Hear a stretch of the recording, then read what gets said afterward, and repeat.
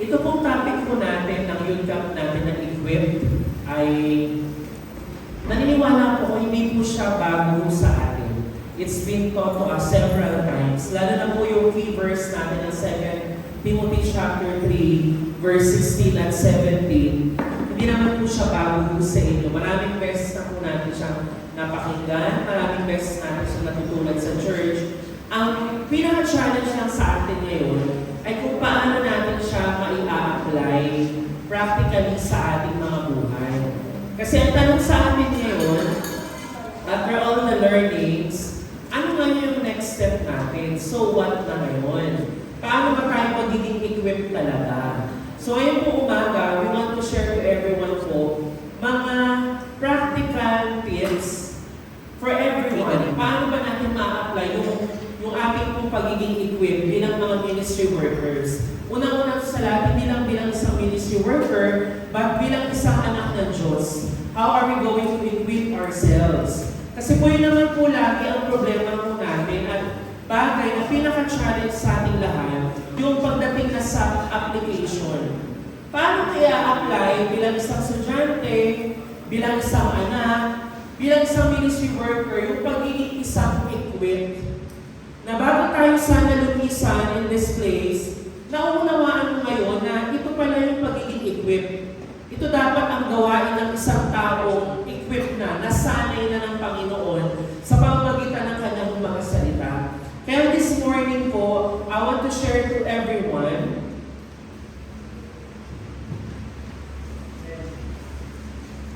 ayan. Ito ba yung mabagal o yung laptop yung mabagal? Okay.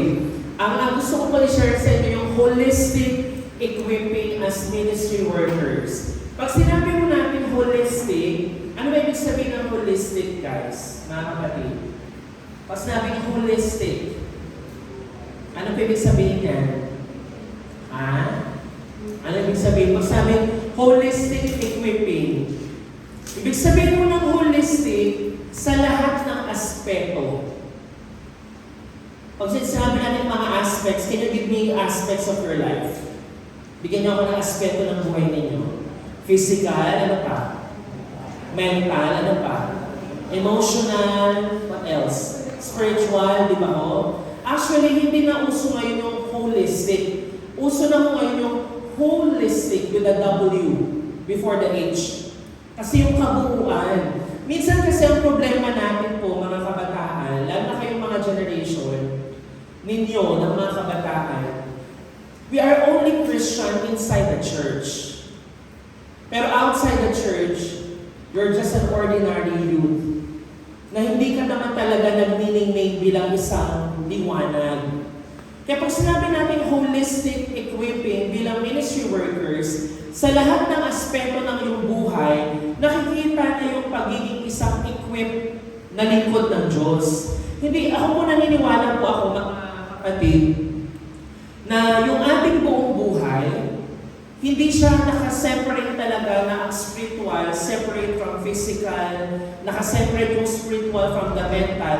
I believe, ako po personal ko itong belief, it's up to you kung maniniwala kayo sa akin. Pero naniniwala po ako na lahat ng ating ginagawa, it's really all related to spiritual. Lahat pumapasok doon sa spiritual.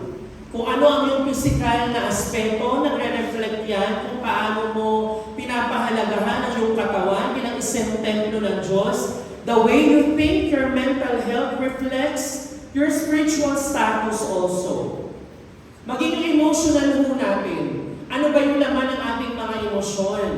Maging yung ating pong, maging sa school, academically speaking, nagpapakita yan, anong klase kang estudyante pag nasa eskwelahan ka. Kaya ako naniniwala po ko, lahat ng ating ginagawa, makukonect natin sa ating spiritual na buhay. Kaya nga po sabi mo dito, yung purpose ng ating yung church, I believe, maging LPCM at ng BGC, ng Bicol Grace Church, the purpose of the church is for us to make disciples of Jesus Christ. Tama po? Wait lang. Okay. Naniniwala mo tayo na tayong lahat gusto natin magkaroon pa ng mga disipulo ni Kristo. You are a disciple of Christ. Tama po? Amen? We are all disciples of Christ at ang goal natin, hindi lang tayo sa atin na matatapos yung discipling. We want us being a disciple na makapag-disciple din ng iba. Tama po?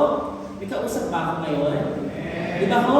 Na lahat po tayo dito, we want to make disciples of Jesus Christ. Kaya nga, yung greatest commission ng Panginoong Jesucristo is for you to go through all the nations. You proclaim the gospel. Unang-una sa pamilya mo, sa paligid mo, sa ibang lugar, sa ibang bansa, kung tawagin ka man ng Panginoon, at saan mang sulok ng daigdig, that's our calling. To be disciples of Jesus Christ. Kaya naman po, pag sinabi natin disciples of Jesus Christ, isa sa mga paraan yan is we call people to Christ. Tinatawag nila natin sila kay Kristo, and we help them grow in Christ. Kayo pong mga nandito bilang ministry workers, lahat kayo ay bahagi ng ministeryo. Patingin niyo ng kamay ng mga worship team members sa kamay. Ayan. How about those who are Sunday school teachers? O, di ba ho? How about Saturday school? 99. Di ba ho? Lahat kayo dito may ginagawa. Lahat yan, I do believe they are there para mag-grow ang mga tao kay Kristo. Halimbawa, ang mga 99 na nagsusundo, hindi ka lang basta-basta nagsusundo. Ang puso mo, dadalhin ko itong isang kaluluwa na ito kay Kristo for him or that person to grow in Christ. Tama? And then ang sumunod ho dyan, we want to receive them into fellowship and service. Gusto natin maging bahagi sila ng iglesia, and eventually sila din ay mga tao maglilingkod sa Panginoong Diyos. Hindi lang sila mananatiling parte ng church, nakaupo o di kaya ay kasama lang sa fellowship. We want them to join in serving the Lord Jesus Christ. And of course, we involve them in worship. At after ho niyan, we share God's love. Hindi lang doon sa church ng LTCM, ng Dream, or ng BGC, but all over the world, kung saan naman tawagin ng Panginoon. Kaya nga po, pag tinignan ho natin dyan, one of the ways we make disciple is by teaching and equipping people for the ministry. Kaya alam ko po marami sa inyo dito, mga kapatid from Love, ng LTCM at ng Dream, may marami sa inyo bago pa lang sa ministry. Parang nitong bakasyon lang kayo in-encourage na pumunta sa ministry, mag-join kayo sa ministry na kinabibilangan ninyo. Pero bahagi nun ay tinuturuan kayo at ini-equip kayo sa ministeryo. Tama po ba? Nakita niyo po yung process ng pag nasa church, nakakilala ka sa Panginoong Diyos, and then, mabibilong ka doon sa church na yun. And as you belong in the church, nakikilala mo yung mga tao through fellowship. Nakikilala mo ang Diyos sa pamamagitan ng mga activities na meron ng church. Kaya alam niyo po, these days, may mga nakikita ko sa Facebook nag-share ng mga posts na, wala, with or without the church, I can love the Lord. Yung mga ganun na nakikita niyo yun. Nag-share sila ng with, even if I don't attend church, I can love God. That is false statement. Maling-mali mo yun. You don't understand, unang-una sa lahat, sino ba ang church? Tama ba? The church is not the building. Kaya pag sinabi mo, with or without the church, I can survive just by loving the Lord, nakakamali ka. Kasi ang church na tinutukoy natin, yung katabi mo. And you cannot live without someone beside you. Hindi naman sinasabi, I am strong by myself. Hindi po yun eh.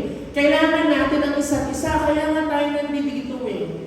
Hindi rin aksidente, nakikigamit tayo ng church, kasama natin mga kapatid natin from BGC. We are all learning from each other. Kaya nga today, praise the Lord, kasi nililid tayo ng worship team nila. Palakpakan naman natin ang Diyos for their worship team. Approaches, tama? Yung approach nila ng pag-lead, approach nila ng pagtugtog, because we learn from each other. Ang BGC din for sure, when they look at us, they learn from us. And tayo din, when we look at them, natututo din tayo sa kanila. Kaya nga po, ini-equip natin ang isa't isa sa pagmiministeryo. Pero tandaan natin mga kapatid, remember this, can we all read yung nasa PPT? 1, 2, 3, go. God doesn't ask you to serve without first equipping you to serve. Ibig sabihin, hindi ka pwedeng pumasok sa ministeryo na ikaw pa lamang mismo, hindi ka naman equipped. Kaya nga po ako nagpapasalamat that the Lord opened this youth camp. Unang-unang priority, kayong unang nasa ministry. And maganda sana kung kumpleto kayo, kasi kung kumpleto kayo, mga nasa 60 or 70 kayo. Yung iba may graduation, may iba may ganyan. Pero alam niyo po ba, sabi nga ni Pastor din sa akin kahapon, nakakatuwa kasi ang dami yung mga ministry workers. Ang sabi ko naman sa kanya, alam mo, Pastor, huwag kang matuwa. It's not about the quantity, but the quality of the ministry workers. Ang dami-dami nyo nga dito. Sino ba dito ang talagang quality na equip sa ministeryo? O ito yung tanong. Kayong mga nandito, tinatag ninyo yung sarili nyo na ministry workers. I'm talking to you guys, mga kakilala ko Kayo ba mismo yung nagtumutulong sa ibang kabataan, paglingkuran sila because I am fully equipped? Or am I someone na dumadagdag doon sa paglilingkuran pa? Yung imbes na sila yung magsusundo, sinusundo din sila. Hello? Na imbes sila yung magpapaalala na mag-don't watch sila kinabukasan, sila yung araw-araw pinapaalalahanan sa mga GC. Uy, ang tamaan na bago Tamaan magbago.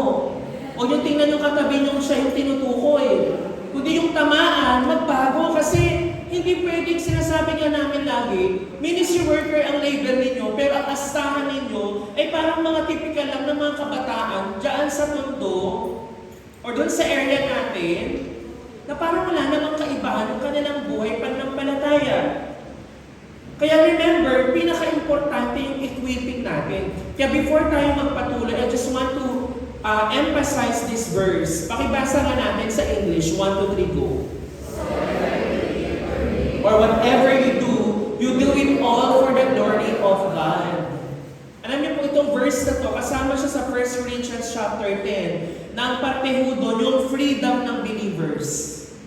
Na ang isang mananampalataya, hindi niya pwedeng sabihin na sasakal siya sa mga do's and don'ts. Where in fact, ang sabi doon, ikaw isang anak ng Diyos, lalo na kayong mga kabataan, iisipin natin na lahat ng ating ginagawa to the point na even yung mga typical mo ng ginagawa tulad ng pagkain at pag-inom, ginagawa mo siya para sa kaluwalhatian ng Diyos. Basahin natin sa Pinoy version. 1, 2, 3, go. Kaya nga, kung kumakain kayo o umiinom o kahit anong ginagawa nyo, gawin nyo ang lahat ng yun para bigyan ng honor ang Diyos. Ang daw ginagawa, bigyan ng alin? Ng honor ang Diyos. Now, habang tayo nag-aaral ngayong umaga, tatanungin natin yung ating sarili. Sa aspeto ba na ito, nabibigyan ko ng honor si Lord? Or my life dishonors Him? Kasi ngayong umaga, pag-uusapan natin itong mga aspeto na to ng ating buhay. Kaya for our introduction, sabi mo dito, being equipped as a servant of God involves more than just spiritual readiness. Kaya nga po, hindi lang kayo spiritualan. Alam mo yun, yung parang pag nasa church, talagang todo yung taas ng kamay, tatanong-talong pa yan, iyak-iyak, hinugasan ang mga paa, paiyak-iyak. Tapos mamaya paglabas, yun na, kung ano-ano nang lumalabas sa bibig. Kinabukasan, kaya nga sabi ni Pastora Sharon kanina, ang isa sa mga danger ng mga ganito, yung nag-youth camp, may mga pa-activity, maraming beses in the past, after the event, mas bumagsak, mas pumalpak. Kayo nandito, nasa around 50 kayo. Tama? Tapos, anong araw ngayon? Wednesday. Uwi kayo bukas Thursday. Kinabukasan Friday. Don't watch yun. Yun yung unang test sa inyo. Titignan natin sa Friday, pagpasok pa lang ng don't watch, yung mga nag-youth camp na, sasabihin ng mga nanay ngayon, nag-i-intercede, nakita ko kanina yun, puno yung pa rin sanctuary ng Don't Watch Pagdating natin sa Friday, sasabihin ng mga parents at ibang kapwa ng kabataan na naiwan doon sa church, sabi na, ayun, kasi mga nag-youth camp, panigurado on fire yung mga yan Kasi galing sa camp Pero nang sabi, ay wala, si Vernon nandun natutulog pa. Tapos ang sasabihin sa akin ng iba, Kuy, sorry, nakatulog po ako, bawi na lang po ako. Alam niyo, ang hilig ko sa salitang bawi, walang gustong lumaban.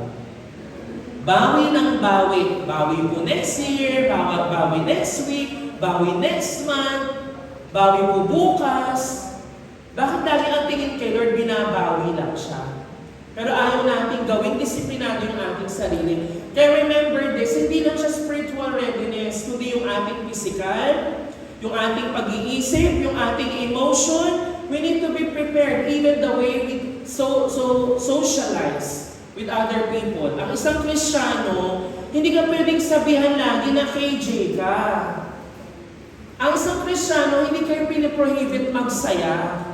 Pero ang isang Kristiyano, marunong magsaya sa panahon ng kasiyahan and marunong din siyang magseryoso pagkaseryosohan ng pag-uusapan. At hindi siya yung nagtataboy ng tao like, yun ba yun? Hindi mo na nampalataya yan. Hindi ganon. Marunong ka makipagsalamuhan sa kanila. Kasi nga kaya ka nga tinawag bilang isang anak ng Diyos para lumapit sa mga taong hindi pa nakakakilala. Kaya nga maraming non-believers ayaw sa atin kasi mayabang tayo eh. Gusto natin parang tayo lang yung magaling, parang tayo yung righteous. Kaya ngayong umaga po, allow me to share to you itong mga aspeto na to na kailangan natin ng equipping. But before that, let's come into prayer and let's invite the Holy Spirit of the Lord once more. Panginoon, salamat po Lord for this morning. Panginoon, we thank you for this great opportunity, Lord, na kami po yung magkakasama bilang magkapatid sa Panginoon. And we know, Lord, hindi lamang sa title ng youth camp, but Lord, you really want us to be equipped. Mga tao, mga anak mo, O Lord God, na talagang handa, sanay, Panginoon, because our life, Lord, we want to glorify you. Hindi sa aming mga ginagawa sa church, but who we are mismo bilang mga anak mo, Panginoon. Panginoon, kayo ang mangusap sa bawat isa, alisin mo lahat ng hadlang, ng pagkaantok, ng kawalan ng gana. Panginoon, sa pangalan ni Kristo Jesus, Lord, we want to really learn from you. Kayo ang mangusap sa bawat isa, ilagay niyo po kung Panginoon sa inyong likuran. Ito po aming panalangin sa pangalan ni Jesus. Amen. Amen? Amen. So first thing po mga kabataan, pinaka-basic na aspeto ng buhay natin, yung unang-una po yung ating physical na pag-i-equip. Yung tinatawag nating physical equipping. Ayaw makisama nito. Ayaw pa na. Yung physical equipping ho natin, tandaan ho natin, hindi pwedeng i-disregard yung katawan. Kaya nga po sa youth camp na to, we tried na i-incorporate yung ating physical body. Kaya meron tayong jogging sana na nauwi sa Zumba, na paulit-ulit na stretching kanina. Para ipaalala sa atin na ang physical na katawan, hindi pwedeng i-disregard. Bakit? Lagi ang inibhalimbawa sa atin yung tubig, yung bottled water, di ba? Yung bottled water, kahit sabihin mo na ano nga yung tatak ng tubig na mahal na galing pa sa Alps? Ano yan? Evian. Yung talagang mamahalin na kahit gaano kamahal nung nasa loob, yung tubig nun, pag wala siyang sisidlan, walang container, hindi po pwede kasi hindi yun makikip, di ba? Hindi mai-store yung precious na tubig na yun. Sa atin din, mga kapatid, our body, remember, hindi lang siya basta-basta katawang panlupa. Hindi siya basta-basta na binigay ni Lord at ang ginagawa lang natin ay pinapaganda siya sa pamamagitan ng, alam mo yun, yung pag-aayos ng panlabas, yung paglalagay ng ating mga makeup to appear beautiful. Hindi lang yun eh. But remember, it is important kasi sabi ng 1 Corinthians chapter 6, pakibasa nga natin, 1, 2, 3, go. Do you not know that your bodies are temples of the Holy Spirit, who is in you, whom you have received from God? You are not your own, you were bought at a price. Therefore, honor God with your bodies. Kailangan natin i-honor si Lord sa pamamagitan ng ating mga katawan na templo ng Diyos. Kaya nga po, sabi nga ni Pablo sa kanyang mga sulat, in the Pauline epistles, maraming beses si Pablo gumamit ng mga words related to athletic words. Napansin nyo, si Pablo gumagamit siya ng running na salita. Sabi niya pa nga isang beses sa isang verse na, I beat my body, I make it my own slave. Ibig sabihin, nagiging totoo kay Pablo na the spirit is willing but the body is weak. Naiintindihan ni Pablo na ang ating pisikal na katawan madalas mahina yan. Pero hindi pwedeng hahayaan ng pisikal na katawan na yung spirito, yung ninanais ng spirito sa loob, hahadlangan ng katawan.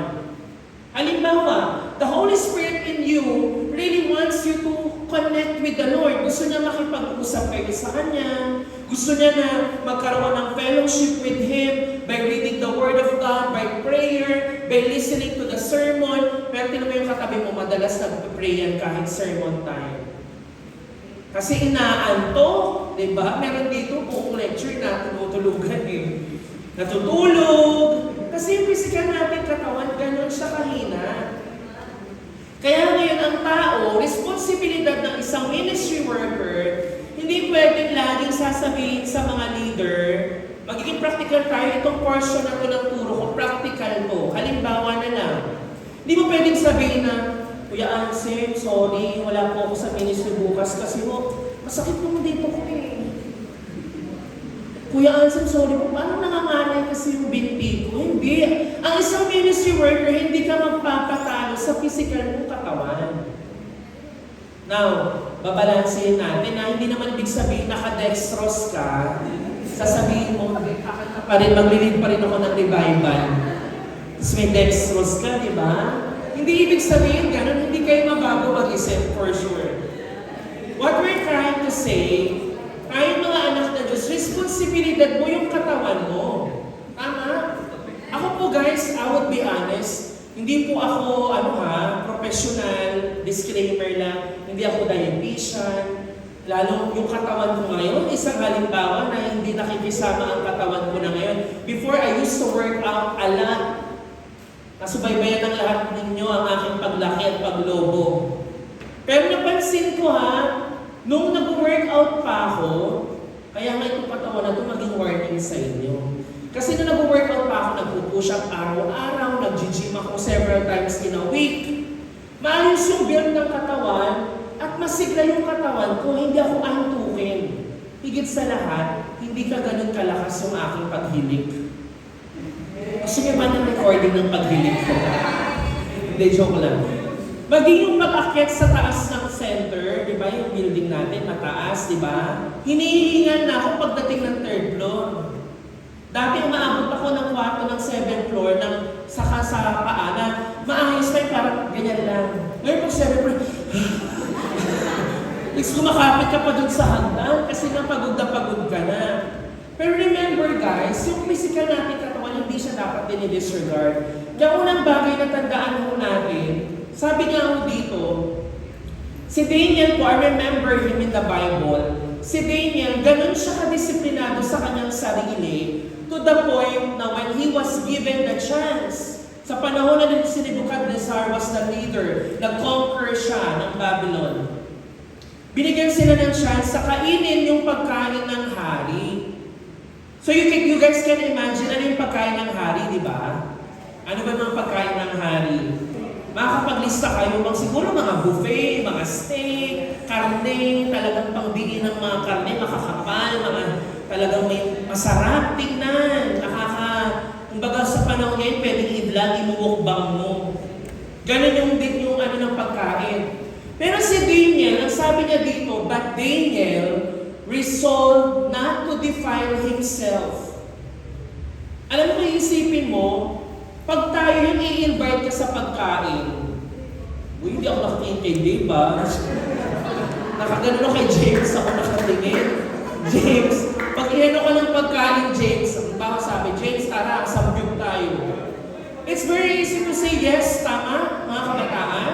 Sino magtatanggi? Samgyup yan. At pag sinabi, guys, Vikings tayo, ministry workers, meron bang nagsabi na, sorry, I don't want to defile my body. Ganun ba? O may hindi ba kayo, tara, absent ako ng school para lang makakain ng samgyup. Pero hindi ko naman sinasabing bawal yun. Pero si Daniel, ganun siya ka-strict. Yung physical niya, nakikisama kasi may paninindigan at prinsipyo si Daniel. More than the physical body. Nag-uugat siya in a deeper reason. Babasahin ko sa inyo sa ano ha, sabi mo sa Pinoy version dito. Ang sabi mo dito, pero, ano sabi dyan? Pero nag-design si Daniel na di niya kakainin ng pagkain at iinumin ang alak na galing sa hari para di siya maging madumi ayon sa ritual. Kaya nakiusap siya kay Aspenas na payagan siyang huwag kainin at inumin ang mga yun. Sa panahon natin ngayon guys, where the society, pinapakita lang sa'yo na kumain ka ng kumain. Kaya alam nyo, hindi naman ako statistician, pero sa mga pag-aaral, ang daming tao, lalo ngayon sa Pilipinas, ang number 1 na sakit sa Pilipinas, ano pa? Diabetes, high blood, diabetes. Paano? Mahilig tayo sa mga mukbang, di ba? Sa YouTube, kain ng kung anong tunog ang pinapanilig sa inyo para lang sabihin, kumain ka. Kasi ikaw naman, masarap doon, parang ang sarap. Nililin lang kami, isa lang yung masarap doon. Naintindihan nyo? Tinuturuan tayo na mawalan ka ng self-control. It teaches you, the world right now is so corrupt, it teaches you to just eat and eat. Nagiging gluttony na, di ba? Yung kasibaan. Walang masama sa pagkain ng masarap. Yung, lalo sa Korean culture, pagkakain ka ng ramen, kailangan may tunog yun. Kasi pag walang tunog, they think it's not delicious. Ganun yun. Pagkakain ka ng masabaw, kaya kasi, di ba mahilig sila magpatunog? Sa Pilipino, baboy yun eh. Baboy naman ito. Di ba? Pero sa kanila, ganun yung pag-appreciate eh. Now, the question is this. Ang tanong sa atin, guys, is this. Oh, di ba? Kailangan gagawin. Why did Daniel refuse the king's food? Of course, may physical reason. Una dyan, some of the food may have been forbidden according to Leviticus 11. Pag tinignan nyo Leviticus 11, kung nakita nyo na yan yung chapter ng mga clean and unclean food. Yung mga hayop na pwede at hindi pwedeng kainin. Maraming listahan. Kaya nga yung ibang relihiyon nakabase dyan. Uy, kumakain kayong dugo. Mga ganun. Kumakain kayong baboy. Bawal yan na. Kasi nakabase sila dyan. Wala pa yung kalayaan. Pero kay Daniel, yan yung isa sa mga reason.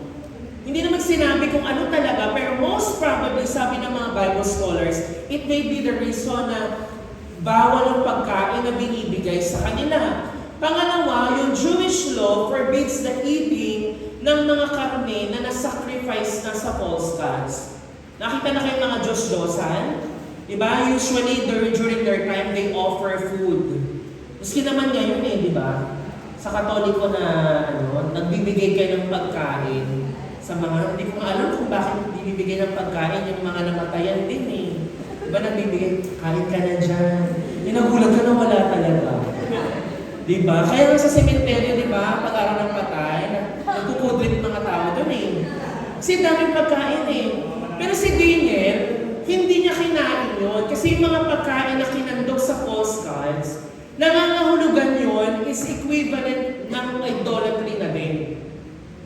Na you also worship that God. At lalo higit, yung pangatlo niyang reason, si Daniel po, he understands na yung pagkain niya ng king's food, nagre-represent na ina-accept niya yung friendship and patronage niya sa king. Ano ibig sabihin? Di ba ngayon, pag in-invite ka to one's place to eat, for eating fellowship, ibig sabihin, ina-acknowledge mo yung presence ng tao na yun. Nakiki-join ka. Nagbubuo ka ng relationship. Si Daniel po, ang kanyang pananaw, pakibasa natin, 1, 2, 3, go. Daniel does not refuse the training of the king or the use of a new name, But he draws the line at the eating the king's food because it is a public declaration of dependency on the king. They will not rely on Nebuchadnezzar, but only on the, saan daw? Lord. Yung kanyang pisikal na katawan, nakikisama dahil unang nakisama yung prinsipyo niya ng pagdedepend kay Lord alone. Naintindihan niyo guys? Na naging kusa yung pisikal na katawan kasi mahal na talaga si Lord. So what's my point here? If you really love the Lord, you can fight your physical weakness. Ayoko nang makakarinig, ministry workers, na 2 days ago, sasabihin mo sa akin, Pastor, Kuya, may lagnat po ako ngayong Lunes. Sa Friday di ako magdo-dawn watch. Friday pa. Alam niyo gano'n? Na nauna kasi yung physical na kahinaan, more than mauna yung spirito na nagsasabing, unahin mo ko anak. Please do not misunderstand na I'm talking about hyper faith here. I'm telling you na ang puso, pag ginusto talaga ng puso muna, ang katawan panigurado pwede yung makisama. Makakaisip ang kaisipan ng pwedeng gawin ng paraan para yung spirito na gustong may gawin, magagawa niya. Kaya makakaisip ka, ay ngayon magpapahinga ako. Hindi muna ako magse-cellphone ngayon. Hindi muna ako magpupuyat ngayon. Ay may lagnat na ako ngayon na. Anong wisdom doon? Iinuman ko to ng gamot para hindi magpatuloy. Hindi yung nilalagnat ka na nga, umulan ng mabigla, bilang sabi mo, lalakas pa yan. Lalakas pa yan. At doon ka nagsipag sa ulan. Eh, daming may foundation. Naintindihan nyo guys? May kausap po ba ako? Kaya nga matandaan mo natin, our physical body, kaya niyan mag-distinguish mismo ano yung mabuti sa hindi, what is right or wrong. Kaya ititest natin yung ating mga sarili. Tulad mo ni Daniel, how can we test if it is right or wrong? What should I do? Unang bagay, ang unang tatanungin natin sa ating mga sarili, pinaka-importanting bagay. Una, you check, is it according to the Word of God? Ito ba ay aking sa salita ng Diyos? Di ba wala nakadigal ka sa ganitong sitwasyon? Nahaharap ka, basic lang yung problema mo. Tatanungin muna natin, itong desisyon ko ba na gagawin, ito ba ay ayon sa salita ng Diyos? O ito ay ayon sa sarili kong salita? Ito ba ay sa salita ng Diyos? O yung sa salita ng kaibigan kong niyayaya ako ngayon na maglakwat siya? Ito ba ay ayon sa salita ng Diyos? O ito ay ayon sa salita lang ng tao? Kaya remember the first thing na you need to check. Ayon ba yung sa salita ng Diyos? Pangalawa, tama o dalisay ba yung aking motibo? Itong bagay na aking gagawin. Will I do this out of pure motive? Puro ba, dalisay ba yung aking motibo? Or because I'm just selfish? Gusto ko lang ma-fulfill yung desire ng aking fleshly human nature. Yun yung pangalawa mong tatanungin. Kung ito ay pang sariling motibo lang, o yung motibo mo para yan sa ikaluwalhati ng Diyos. Pero alam nyo guys, most of the times, ako at least based on my experience majority ng kalooban ng Diyos, majority na pag ginusto mo yung gusto ni Lord, mas mahirap siya. Madalas yung madali, yun yung hindi niya gusto. Tama? Tama po ba? Hindi kayo na yung nadadalian sa pagdidesisyon. Tama po ba? Na madaming beses, yung desisyon na para kay Lord, yun yung mahirap i-accept. Yun yung mahirap gawin. Kaya nagkakaroon ka ng struggle within you. Tama ba itong gagawin ko o hindi? Kasi nauuna yung motibo mo na dapat nagsasaya ako ngayon. Kaya marami nga sa'yo dito, nagdadalawang isip pa at first kung pupunta ba dito o hindi. Kasi panigurado, deep inside you, may naglalaban. Diba o physically, naku doon, baka bawal ako magpuyan. Doon, bawal daw mag-cellphone. Nag-i-struggle yun. Pero ang gusto ni Lord, mahirap man sa'yo na magising ka ng umaga, madisiplina yung oras mo, madisiplina yung social media mo, gagawin mo kasi yun yung mas nakalulugod para kay Lord. And yung pangatlo dyan, mapapanatili ba nito yung ating kadalisayan sa Diyos? Pag ginawa mo itong bagay na to, will it keep my purity?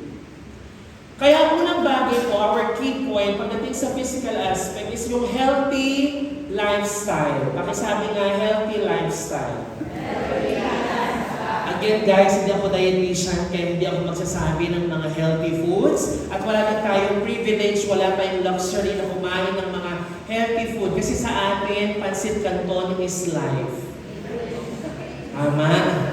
Hindi ko sinasabi yan na ako, lalo na sa posisyon dahil I know where you guys are coming from. Hindi naman kayo galing sa pamilya na afford bumili ng mga healthy food. Pero sisikapin. Sa totoo lang guys, yung mga healthy food pa nga ang mas mura kaysa sa mga unhealthy. Tama? Tama po ba? Bakit kalabit ko naman yung natutulog? May mga natutulog. Sinisiglahan nga natin para hindi kayo matulog. Kayo naman tutulog. Alam niyo yung mga healthy food, sila pa nga yung mura eh. I don't know dito sa Pampanga kung nakakapitas lang ng mga prutas o ng mga gulay sa mga bakuran. Pero imagine nyo, di ba, yung mga healthy food, yung mga malunggay, ganyan. Yung mga prutas, gulay, sa probinsya eh, ang mura-mura lang talaga nun. Ang mas mahal pa nga yung tender juicy hotdog na favorite mong kainin. Pero sasabihin mo, hindi namin afford yung healthy food. Hindi eh. Hindi mo afford, hindi dahil sa hindi mo afford, ayaw mo lang talaga.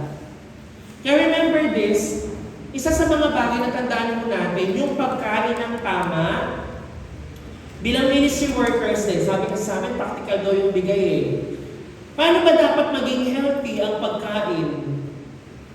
Ako, kung ano ako dito eh, guilty ako kasi ang kain ko talaga alas 11 or alas 10. After ng mga ministry. Ang favorite namin kainin ni Kuya Rex, sisig, ganyan.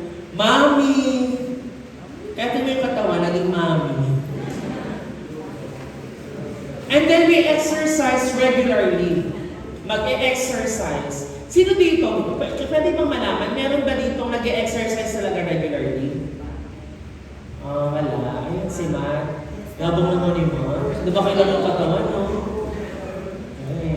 Pero in fairness talaga ha, si Matt, napansin niyo yung katawan ni Matt? Lumaki si Matt. Dati pag pumunta ng gubat, yan akala ko puno eh. Pero ngayon hindi eh. Akala ko kawayan ka no, kasama sa mga ano. Pero ngayon lumaki siya eh. Kasi nag-e-exercise na ha. Kaya tayo din lahat, tayo lahat, mag-e-exercise tayo. Actually last year ko pa sinabi. Mag-exercise tayo, kaya magiging sagot ang healthy lifestyle. Tapos, getting adequate rest. Magpahinga. Alam mo minsan, hindi ako naniniwala sa mga, hindi naman lahat ha. May mga kabataan tayo na lagi sasabihin, Kuya, pagod ako sa school. Pero pag tinignan mo yung time schedule niya, ang aga na uwi sa school. Pero napapagod siya kasi mula alas 3 ng hapon hanggang alas 7 ng gabi kung ano-anong ginagawang paglalaro. Babad sa cellphone, babad sa drama. After nun, doon kang gagawa ng assignment. Kaya sasabihin ko talaga pagod ka. Kaya remember to get adequate rest or na sleep. And then sumunod dito, tandaan natin bilang mga ministry workers din, one of the practical ways para kayo ay matulungan sa physical na aspeto, ano yung pinaka-common ninyong problema? Kayong lahat. Nagulat nga ako, nakayanan yung wala yun eh. Cellphone, pera na. Diyos naman, madaming pera. Di ba yung cellphone? Marami sa inyo yung talagang in love sa cellphone. Ako, honestly speaking, yung cellphone ko, bahagi na siya ng katawan ko. Kahit pang nagsi-CR, kailangan kasama ko siya. Lahat ba kayo, ganun ba kayo? Pag nagsi-CR may cellphone? Diba? Kahit na minsan naliligo eh. Dala-dala ko yun eh. Kasi pag tumawag si Pastora, nagano ko. Pero remember guys, lahat ng sobra, bawal, masama. Okay? Lahat ng sobra masama, Because we know, pag sobra, out of self-control yun. Wala kang self-control nun. Pag sobra ka na sa paggamit. Kaya nga marami sa inyo dito, lahat kayo actually, except sa ibang leaders, kinuha namin yung cellphone ninyo para ma-realize nyo na kinaya ko naman palang walang cellphone. Alam niyo po ba, ang problema ng generation ngayon, may cellphone lahat, pero lahat hindi marunong, maraming hindi marunong makipag-communicate. May cellphone ang marami, pero marami ang hiwalay sa isa't isa. Kasi yung cellphone, instead of connecting people, the cellphone separated people because of what they do. Nakita niyo naman yan sa mga social media ninyo. Sa pamilya pa lang, meron pa ba dito na pag kumakain sila, walang cellphone, kumakain lang talaga, sabay-sabay? Yun talaga, yes, no? Hindi kayo na yung model ng family. Talaga, ganun kayo? Yung wala ng cellphone, talaga nakabilog, tapos kumakain. Kuya, wala kaming lamesa eh. Pero kumakain pa kayo ng gano'n o wala na? Pwedeng magkakasama, pero nagsiselfone nyo isa yung gano'n, tapos gano'n yung kain. Pero alam niyo po, nakakasama mo siya ng relationship. Kaya remember this po, isa sa mga bagay na dapat ninyong tandaan is this one, yung inyong phone addiction. Ayan. Kaya may mga negative effects po yung phone addiction. Unang-una dyan, yung sleep disruption. Sa Tagalog, naaantala, nasisira ang inyong pagtulog. Hello? May mga ganito iba sa inyo, Suyo, may insomnia na ako. Alam mo, huwag mo kaming bigyan ng insomnia mo na term mo, cellphone lang ang dahilan. Alam mo, style nyo ganyan eh. Kuya, talagang di ako makatulog, talagang may insomnia na ako. Pero pag tinanong mo yung lifestyle, nakatitig pa lang, talagang tutok na tutok ang mata. Hanggang magdamag sa cellphone. Pangalawa, yung inyong mga mata. Alam niyo po yung bayaw ko, the husband of Kuya Ate Shalona? Yung isang mata nun, artificial na lang yun. Kung di nyo alam, artificial lang yun. Kaya pag tinan nyo parang kirat. Kasi nagsimula yun, nagkakatarata ang kanyang mata, kaka-cellphone. And it became worse, tinanggal yung mata para hindi madamay yung kabila. Kaya panakot ko yun sa pamangkin ko eh. Sabi ko, cellphone, ka, iPad ka, gusto mo matulad ka papa mo? Ayun, tinanggal. Kasi ano eh, yun yung magiging epekto niya, yung inyong mga mata. And why are we discussing these things, guys? Ministry worker kayo, pag ang physical na katawan maapektuhan din ang gawain. Tama? Pag halimbawa kami nagtuturo, halimbawa si Kuya Rex ninyo, magtuturo ng Sunday, pero nung gabi talagang dutdut siya ng dutdut kaka-ML. Anong sasabihin niya pag nalaman naman si Kuya Rex sa turo sa amin ngayong linggo, pero kagabi pala, dutdut sa ML niya yan kagabi, tapos nagturo? What will you feel? Diba, there's something wrong kasi walang control yun. Pangatlo, yung inyong mga neck and back pain. Ako mismo, na-experience ko yan. Kasi nung nag-aaral pa ako, yung isa sa mga kurso ko kasi ay graphic design. And kailangan lagi mag-submit ng mga output, ng mga design posters, ganyan-ganyan. Lagi nakatutok sa laptop. Kaya nagkaroon ako ng neck problem up to now. Kaya pag napansin mo, ganyan ako ng ganyan, it's because I have a neck problem. Na dinulot ng improper posture kaka-computer nung nag-aaral pa ako. Yun ay maganda naman kasi sa pag-aaral yun. Pero kung kayo, nasira ang inyong posture, nagkasakit kayo sa likod, dahil kung kaka-computer ninyo at kaka-cellphone, then we are not being responsible of our physical bodies. At yung panglima, yung kaka-cellphone natin, instead na gumawa ka ng physical activities mo, dati tumatakbo ka pa, dati talagang active ang katawan mo, pero dahil kaka-cellphone mo, wala na. And eventually, hindi nagiging mabuti ang epekto sa'yo, nag-gain ka na ng too much weight. Doon naman nagsisimula yun eh. Yung nagiging, anong tawag doon, yung lagi ka na lang, naka-steady na lang sa isang lugar. Wala ka na ginagawa kundi ang mag-cellphone. And then, yung pinakalas dyan, yung inyong impact sa relationship. Yung cellphone sana natin, ikabuti ng relasyon natin sa kapwa natin. Kaya guys, ang pinanggagalingan namin sa inyo, kapag kayo ay kinokorek sa inyong proper usage ng cellphone, it's because may cellphone kayo pero hindi kayo marunong makipagrelasyon. Tama? May cellphone pero hindi nagpapaalam. May cellphone pero hindi nagsisin. Ang masaklap, nagsisin, hindi nagre-reply. Yun yung mas matindi at mas masakit. At masaklap pa, may cellphone pero anong ginagawa? Ginagamit siya sa hindi tamang paraan. Kaya hindi nagiging mabuti sa mga relasyon. Kaya remember this guys ha, practical to guys ha, yung inyong paggamit ng mga phones. Kaya sana po after this youth camp na to, sa inyo magsisimula mga ministry workers, sana hindi mawala ng saysay yung pagpapaalala. Na magsisimula yung pagpapractice at disiplina na to sa inyo muna, mga ministry workers. Yung inyong pagiging disiplina sa inyong paggamit ng phone. Pangalawang bagay na I want to share to you, pagdating sa physical na aspeto, ay yung inyong pagkakaroon din ng alaga sa inyong mga sarili. Next na nga lang po. May tao na ba dyan sa loob? Ayan. Ang sumunod ho dyan, yung biblical self-care. Yung self-care, guys, hindi naman siya nag-i-equal to being selfish.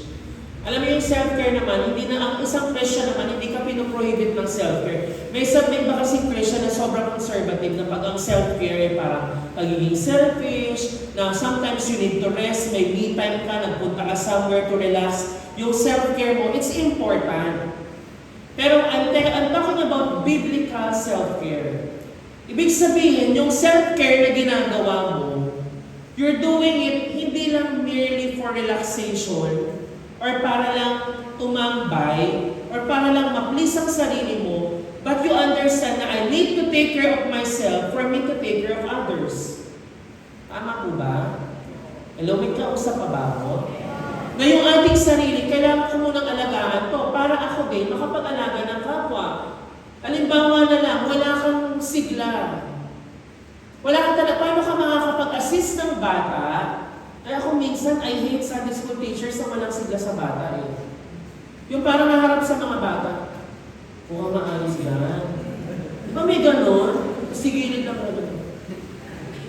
Uy! Wala kang ginagaya, ganito na talaga yung expression. Kayo naman, baka huwi naman kayo. Di ba?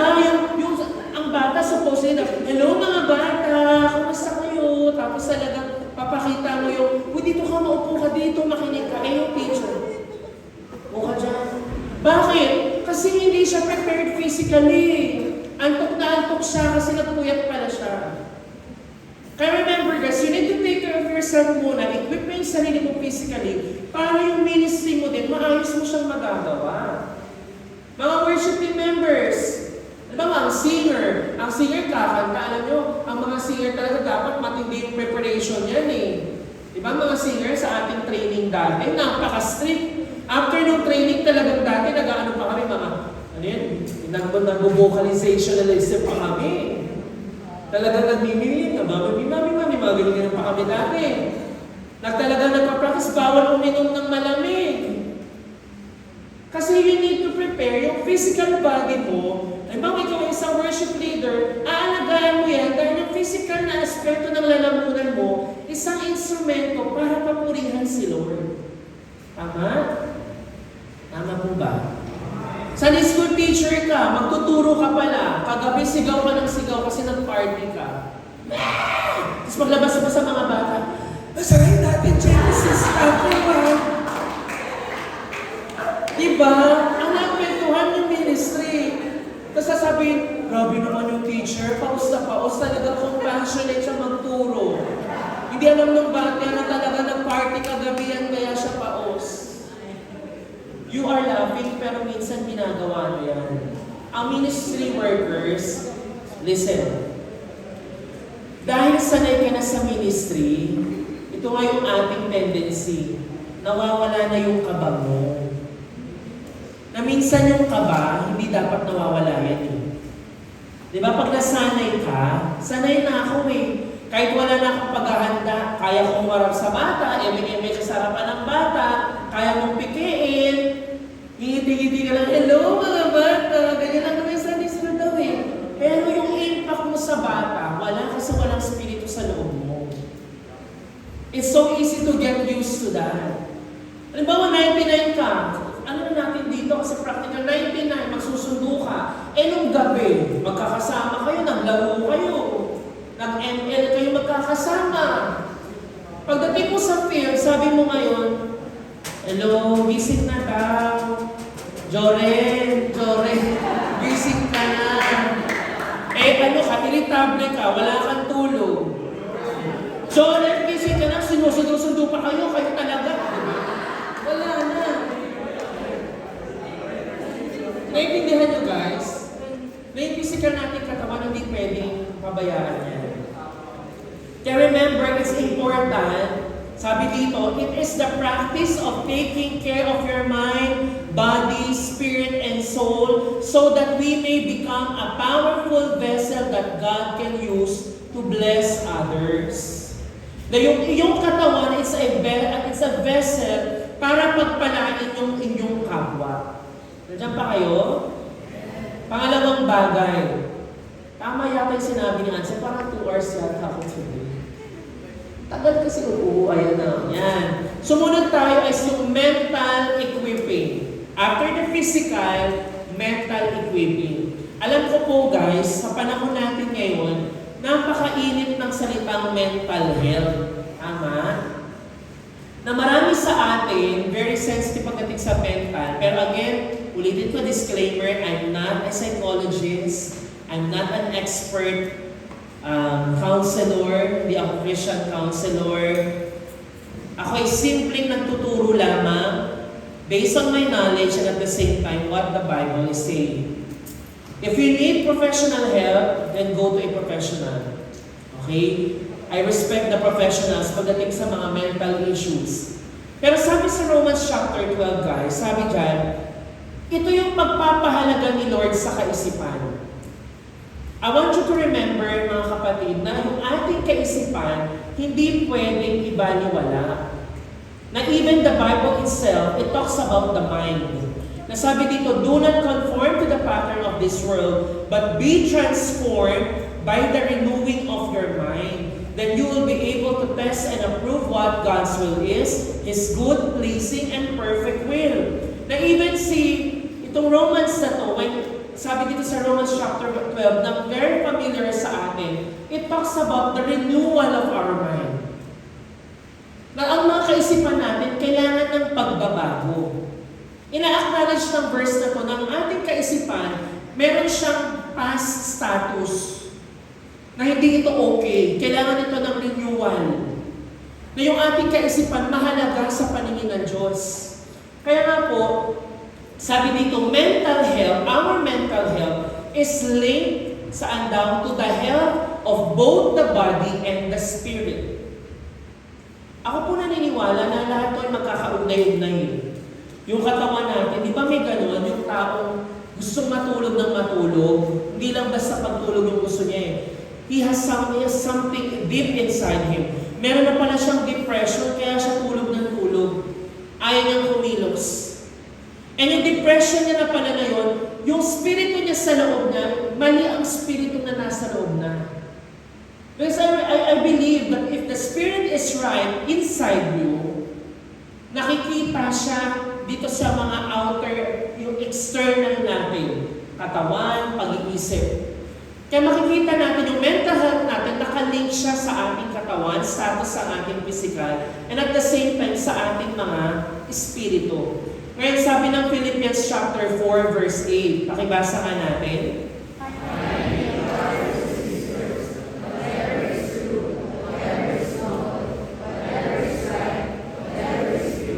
Whatever is lovely, whatever is admirable, if anything is excellent or praiseworthy, think about such things. Sabi dito sa Pilipos, mga kapatid, ang iisipin natin ay yung true lang, noble, right, pure, lovely, admirable. Ibig sabihin, we are being reminded na ang lahat ng pinapasok natin sa ating kaisipan nakakaapekto sa iyo yan. Lahat ng pinapakinggan mo, lahat ng binabasa mo, lahat ng iniisip mo, ang sabi sa atin sa Filipos, we try to think of these things. Na ang sabi dito, if anything is excellent, tsaka praiseworthy, yun ang iisipin mo. Ngayon, i-check na natin ang ating sarili, self-check na tayo. Ano ang iniisip mo ngayon? What is in your mind right now? Iniisip mo ba ngayon kung anong kakainin sa lunch? Anong iniisip mo ngayon? At ano yung mga bagay na ini-input mo sa iyong sarili? Kasi napakahalaga nun, guys eh. Pakikalabit yung mga katabi nyo, may mga tatlong natutulog. Sabi siya, our thoughts have a direct impact on our mental health. And we should be intentional. Sabi nyo nga, intentional. Ibig sabihin, intentional ka about what we allow into our minds. Kaya marunong ka mag-control din kung anong pinapasok mo sa isip mo. Kaya nga ang alagi sa ating encouragement, think of positive things. Iwasan mo yung maging negative. Mayroon bang isang anak ng Diyos na laging ang bukang bibig, puro negatibo? Na laging ang paningin niya sa mga bagay, ang sitwasyon, negatibo. Kaya nga sabi sa atin, ang isang Christian, ang anak ng Diyos, problem is no longer a problem. Kasi haharap ka man sa problema, you can turn that problem into something na pwede mong stepping stone para sa ikalalakas mo, sa ikatatakag mo, para sa ikalalapit mo kay Lord. It's dependent on how we think. Paano ba iisipin itong bagay na to? Halimbawa, ang sabi sa'yo ng kaibigan mo, ng mga tao, pangit ka, pangit. Ikaw naman, example lang, kaibigan. Nang sa pangit ka, ginanong ka ng kaibigan mo. Yung mga tao, pag inisip, Lord, pangit ko daw. Pero pag inisip mo, ang basis mo ay sabi ng Biblia, I am fearfully and wonderfully made. Tama po ba?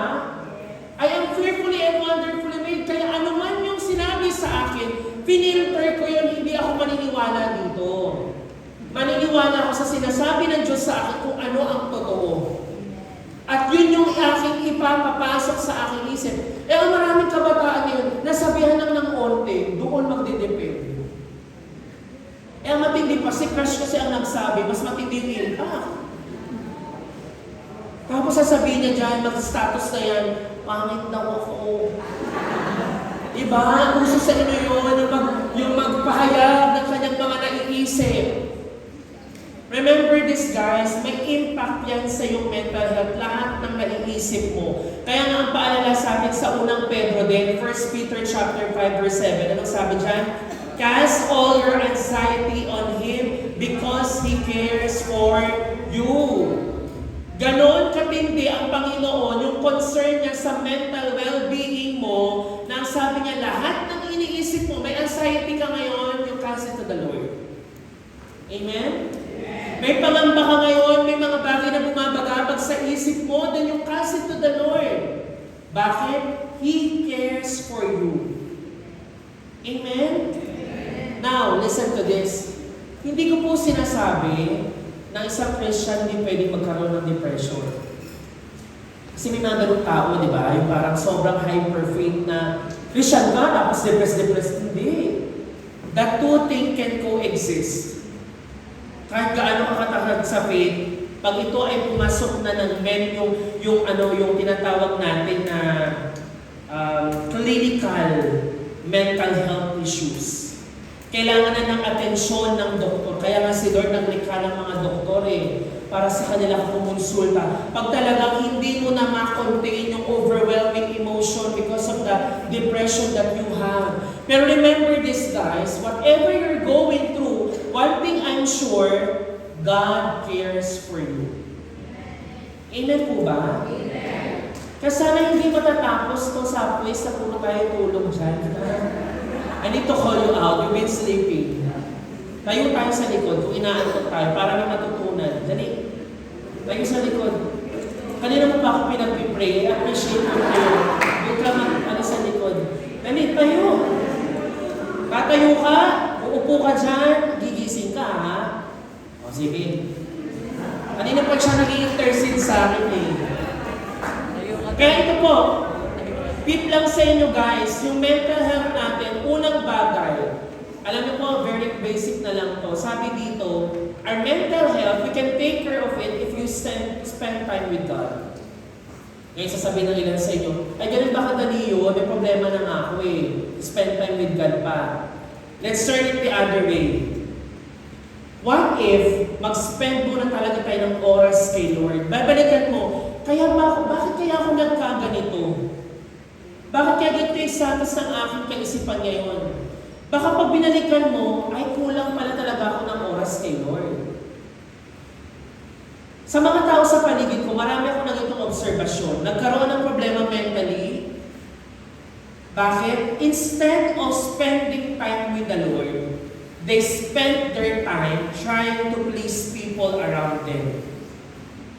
Yung gusto nilang ma-accept sila ng tao kasi merong gap sa puso nila. May hurt, may pain, may something missing in their heart. Ang ginagawa nila, they spend time talking to people, nagpi-please ng tao, nakipagkaibigan. Hindi naman ako kinaibigan, nasaktan ka lalo. You put your trust to people. Tala na, ito i-share ko sa yung problema ko. Hindi naman siya nakinig sa'yo, chinismis ka pa. Mas lalo ka ngayong na-depress. Pero what if we spend time more with the Lord, lahat ng ating gustong sabihin sa Kanya, lahat ng ating nilalaman ng puso't isipan, we just tell the Lord, na I'm sure si Lord, Diyos na mapagkakatiwalaan. Diyos na hindi ka i-chismis. Diyos na hindi ka huhusgahan. Kaya nga ang panalangin ni David sa Psalm 63, You God, are my God. Earnestly I seek you, I thirst for you, my whole being longs for you. Ano sabi niya dyan? I have seen you in the sanctuary and beheld your power and your glory. Kaya mga kabataan, ministry workers, whether it is praying or reading the Word of God, ang isang ministry worker dapat disiplinado ka doon. Hello? Uulitin ko ha, kayong mga ministry workers, pag kayo hindi disiplinado sa prayer at sa salita ng Diyos, magiging biktima kayo ng mga issues na yan. Uulitin ko po lagi sa inyo, lalo na kayo ay ministry worker, the enemy always wants to attack you, to attack us. Narinig niyo naman yung testimony ko last Sunday. And I'm not shy about telling the testimony. Bakit? Because that serves for you as a warning din na ang mga tao na sa loob ng church, we are not exempted from any kind of temptation. Mas matindi pa nga ang temptation ng mga tao nasa church. Yung katabi mo, mukhang banal-bananan yan, pero later di mo alam. Ang kaaway talagang, you know the picture na itong si Marianica halimbawa, alam, si Marianica talagang boses na bukang bibigay ni Pastor ito dahil sa testimony niya. Maganda talaga yung testimony. Ako din naman sobrang proud lang. Pati si Kyle. Diba?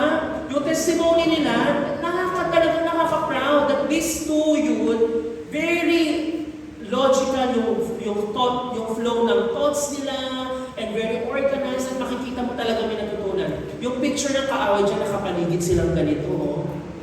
At meron silang gustong sasaksakin talaga nila si Marianica. Bakit? Gustong ipahiya to para mapahiya si Lord na tinestify niya. Para sasabihin, tignan mo si Marianica. Testify pa yan. Nagka-jowa nga after camp At tignan mo si Kyle, testify ng magulang niya. Naku! Wala nga, tumigil na nga sa ministry kasi pinagalitan ng nanay at tatay niya. Ganon kumilos yung Satan. Kaya pag hindi tayo prepared sa mga ganitong aspeto, yung enemy lagi, hahanap at hahanap ng portion na sa ikaw ay mahina para atakihin ka. Kaya nga po, you seek the Lord by His word and prayer. Kaya sabi mo dito, si Lord po, He gives us peace in our hearts. Kaya when we spend time with God, He has a way of bringing peace and calm in the midst of life's chaos. And pangalawa, sinasenyasan na ako ng time. Sabi dito, identify your feelings. Kailangan nating ma-identify yung ating mga emotion, yung ating pakiramdam. Naniniwala po ako na lahat ng ating nararamdaman, valid siya. Tama? Hello, may kausap ako? Yung nararamdaman mo ngayon, parte yan ng iyong sarili. And I believe what you feel, it's important. Halimbawa, nagpakulo ka ng tubig. Yung feeling na nainitan ka, napasok ka, it's important. Bakit? May reflex na kailangan tanggalin mo yung kamay ko doon. Meron bang taong nagkapasa sa, wow, init, nalagpas ako. Ganon, hindi. But because of that feeling na nainitan ka, masakit, talaga yung kanyang aalis doon eh. Kaya kailangan mo i-identify yung feeling mo. Pero remember this, that our God, He is a God of peace. Hindi siya God ng disorder. Ano yung disorder? Yung kaisipan mo ng puno-puno ng kaguluhan ngayon. Marahil kailan sa inyo dito nag-iisip pa, hindi pa ako enrolled. Hindi ko pa sure kung anong school ko next semester. Hindi ko pa sure kung tatanggapin yung recall ko. Hindi ko pa sure kung may pang-tuition ako. All these things that's bothering your mind, remember that the Lord is a God of peace. Amen. Amen po ba, mga kabataan? He is a God of peace. Kaya nga po, maging si King Saul po is ano din eh, halimbawa yan ng taong nakaranas ng matinding torment, yung pagpapahirap ng panloob, na nangyari sa kanya, inalaw ng Diyos na sumanib sa kanya yung spirito na masama. Because the Spirit of God lumisan sa kanya. At sabi doon sa 1 Samuel, pag binasa mo yan, the Lord allowed the bad spirit to come to him.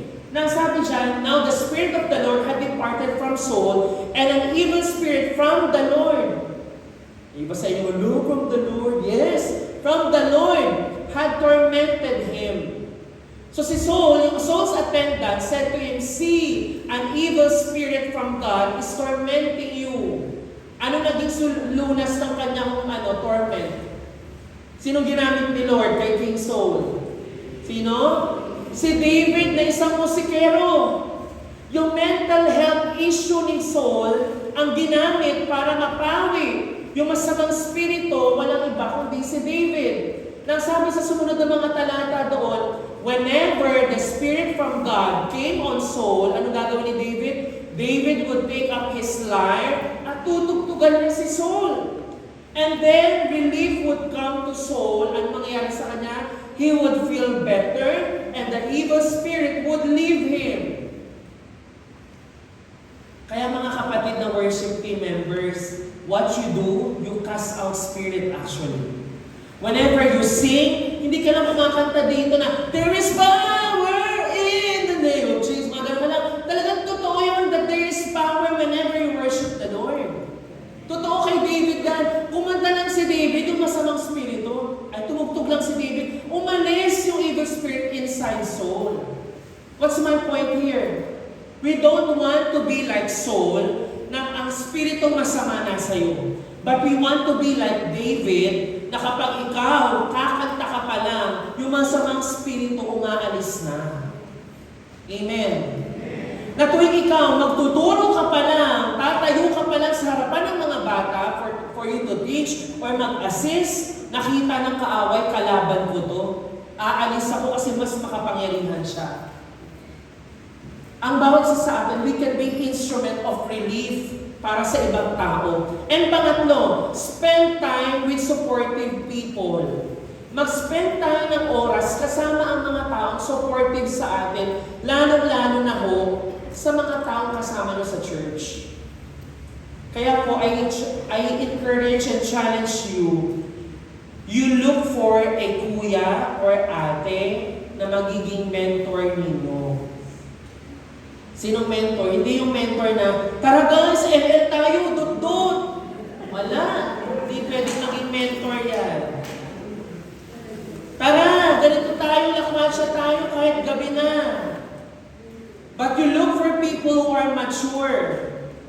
Mature, kaya magbalanse, kaya din kayong samahan sa katuwaan, kaya din kayong i-correct pag panahon na kayo nagkakamali. Because they want to support you.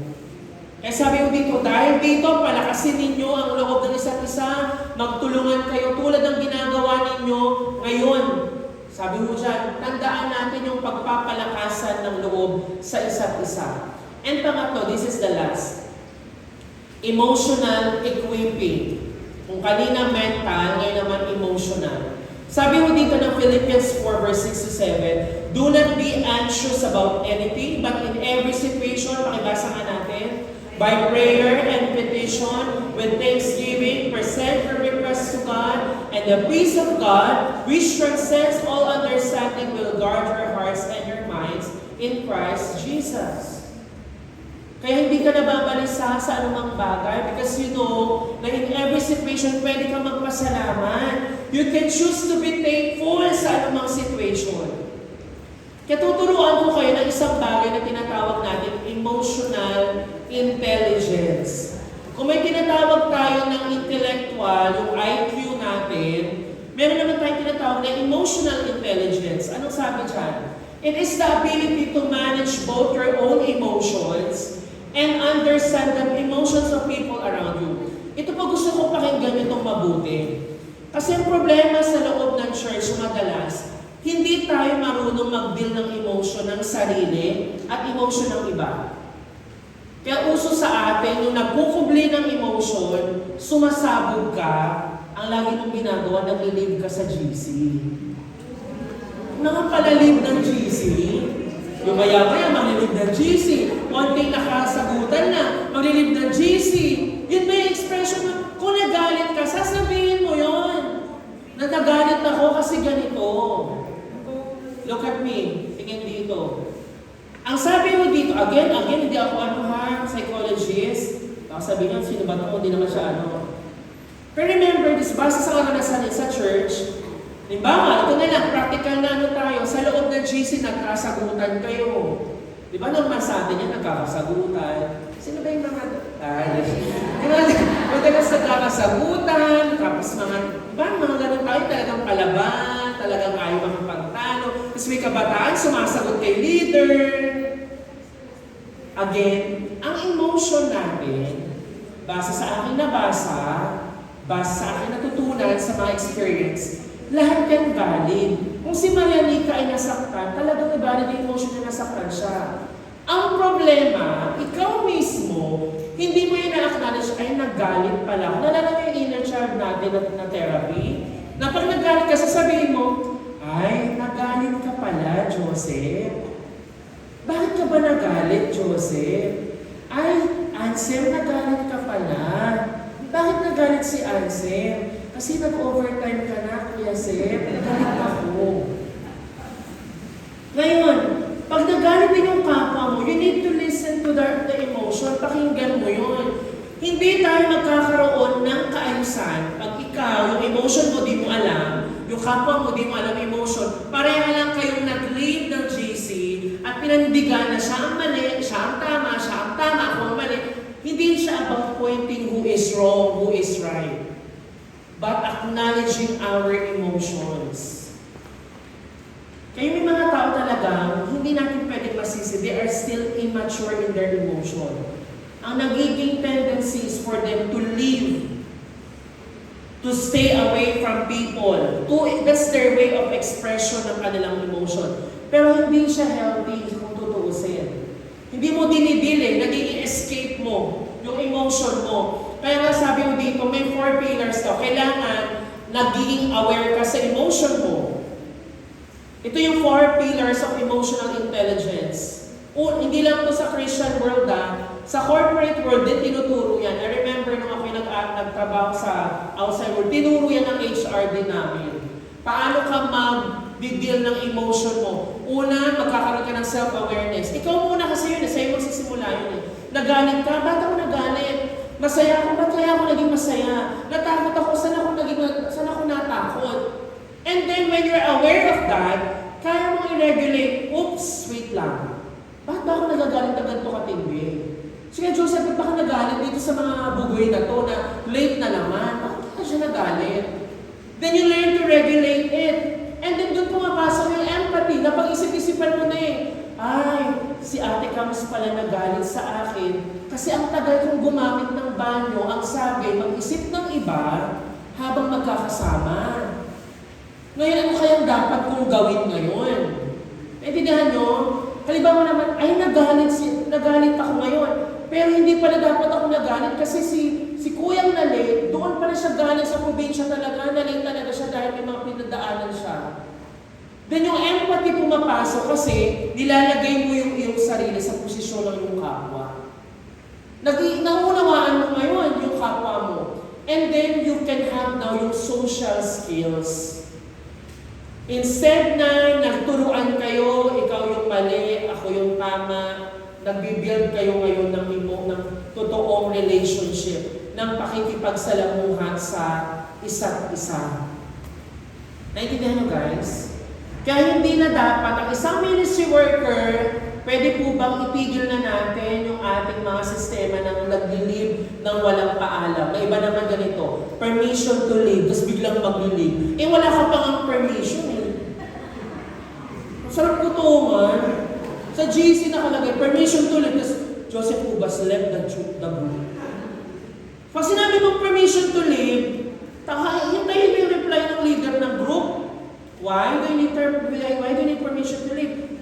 Message me personally. And guys, as much as possible, if you have issues in your ministry, deal it with the person directly muna. Naintindihan nyo? Sabi ko, tayo mayo ka sa likod eh. Kanina ko pa rin, stand up. Again, sumunod. Stand up. Kaya sabi ko, kailangan yung i-deal with the people directly. Pag hindi, makipag-usap ka sa ministry head mo. Tama mo ba? Tama worship team, ganun din kayo, tama? I-deal nyo yan with your worship team head. Sa worship team, si Ate Shalona. Tama? Sa 99 sino? Ako. Sa Saturday school, Ate Raquel. Sunday school, Ate Raquel din. Puro kanya pala. Kaya ang isang leader, marunong siya ngayon makipag-ugnayan. Wala siyang bias, pakikinggan niya both sides. Para saan? Ikalalago ng ministeryo. Ang haba pa nito, baka pagalitan na ako ng mga ano. Kasi sabi ko practically. Okay. Ito po. Sabi mo dito, pakibasa lang natin.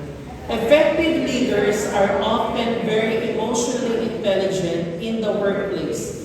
It's important for leaders to be self-aware and able to view things objectively. Kaya ang mga leader, hindi sila pwedeng, very emotionally weak. Diba? Yung parang very emotional. Yung parang lahat gagawing drama. Sa ministry guys, huwag natin gawing fairy tale. Na parang pag inaway ko nung parang may issue yung isang tao sa'yo, tingin mo ikaw yung bida na dapat ikaw yung tingnan na may ganun kasing tao, may mga ganun tao sa ministry. We're talking about practical things here. Pag nagkaroon ka na ng something, gusto mo yung atensyon ng buong tao sa'yo mapunta. Kaya ginagawa, yung mga nag-leave gusto, bakit ko nag-leave? Sino pa-away mo? Alam mo, we're getting attention from people. Pero sabi, para tayo po ay magkaroon ng maayos na relasyon sa isa't isa, lalo ng mga effective leaders, very emotionally intelligent po sila. Kaya nga po, I remember, itong 6 na bagay na ito, skip ko na lang po ito. Yung pinaka-recent na mga animation ngayon, di ba? Noong 2000, if I'm not mistaken, 2015 ito unang napalabas, yung first niya na version, first part ng Inside Out. Sino di pa nakakapanood ng Inside Out? Ayun, si Ka-Ansel, yung film. Di pa kayo nakakapanood? Nood kayo minsan. Nood kayo minsan, alam naman sabihin ko manood. Panoorin niyo pag may time kayo. Pero recently, yung story nito, di ba? Yung isang bata na, name niya Riley, tama? Na pinapakita lang ng film na to, na lahat ng emotion natin, it's valid. Hindi pwedeng sabihin, si Joy kasi yung bida-bida dun sa first part eh. Na si Joy, ayaw niya si sadness, kasi gusto niya masaya lang siya. Pero nakalimutan, dun sa story pinakita, na because of the sadness part, Naging ganun si Riley bilang siya. Hindi na kumpleto yung kanyang pagkatao kung wala yung sadness. Hindi ba ganun yung buhay natin? You cannot really experience the true meaning of joy without going through sadness. Tama? Ano masasabing joyful kung di ka naman umiyak? Kung di ka nakaranas ng kalungkutan? And then yung angry din, it's seen most of us, tinitingnan natin si angry na pangit na emotion. Pero because of anger actually, umaayos ang mga bagay-bagay. Tingnan nyo nga pag nagalit si Pastora sa inyo, doon kayo. Umaayos bigla si Jason eh. Diba? Yung kaligaligan niya, paano lang, angry button, gaganon eh. Kasi important siya. And recently lang, lumabas yung mga nadagdag na emotion. Kasi habang tumatanda yung tao, nadadagdagan yung ibang emotion pa. Which I think is very beautiful. Pinapakita sa atin dito na lahat ng emotion are valid. Pero tandaan din natin guys, ito yung last ko na reminder sa inyo. Tandaan niyo that all emotions are valid, but do not allow your emotion to control you. Alam niyo recently, may kinausap akong kabataan tungkol sa emotion. Yung batang yun, express ng emotion niya. Alam niyo, at mga ate ng BGC, meron kami ganong youth, ayaw ko sa inyo kung may ganitong youth na parang mayat-maya ang pagbabago ng mga status, share ng mga posts. Kasi uso na ngayon sa mga notes, di ba? Yung share ng notes, nakatulog na ako, kumain na ako, tapos nasaktan ako, BGC now, mga ganyan, Friday na kita kakausapin. Alam nyo, walang masama doon, pero yung minuto, gusto mong sabihin sa tao yung nararamdaman mo, I believe there's something wrong. Kasi ang kausap mo, tao, hindi naman yung social media mo eh. Tama? Kailangan yung encouragement sa inyo mga kabataan. Kaya tayo may ganitong session, practically speaking, huwag mong gawin diary ang Facebook mo. Sa totoo lang, wala kaming pakialam sa Facebook. Sa totoo na guys, nag-i-scroll lang ang tao, pero wala naman talagang totoong magkaka-concern via Facebook and social media. Ang legit and genuine concern, ipinapakita face-to-face, intimate connection. Kasi ang emotion, hindi nakikita sa social media yan. Yung totoong itsura ng tao habang pinupost, hindi mo nakikita. Kaya do not express yourself everything on the social media para lang, sorry for the term, I don't want to use it as much as possible. Pero for you to understand, huwag kang magpapansin. And ang problema, kino-call out kayo once, o call out kayo ng twice, pangatlo pag kino-call out kayo, kayo pa yung galit. Bakit? Umpisa pa lang, problematic na yung emotion mo. Ayaw mong i-accept yung fact na may problema ka sa emotion. Kaya mga kabataan, huwag niyong gagamitin ang social media platform for you to express. Kasi I believe your God always listens to you. Ba't di mo sabihin kay Lord? Ba't di mo sabihin sa kanya nararamdaman mo? Heartbroken ka? Huwag mo talaga feeling heartbroken. Tapos yung mga ano pa na, crush na crush ko talaga si Jemrick, nakita ko siya. Sabihin sa Jemrick, I don't want that kind of emotion. Kala mo ma, kaya alam niyo doon, ministry workers, oy, katawa-tawa kayo pero ganyan pa rin ang marami sa inyo. Kahit napakaraming beses na namin nag-remind sa inyo, ganun pa rin ang marami sa inyo. Kaya practical na yung usapan guys. Huwag niyong ipapahiya, unang-una si Lord, because of your irresponsibility sa social media. Pangalawa, hindi nyo lang sarili nyo ang dala nyo. Pag nakita doon, ay, he attends Love Tondo Community Ministry. Ay, member siya ng Light Bearers group nila. Pero ba't ganun yung kanyang mga content sa kanyang social media? Boys, marami din sa inyo dito, may mga nagpo-post pa rin ng mga green jokes. Kahit green jokes yan, hindi kami pinanganak kahapon na hindi alam ang ibig sabihin nun. Sabihin nyo lang masama, mag-isip ang isipan ko.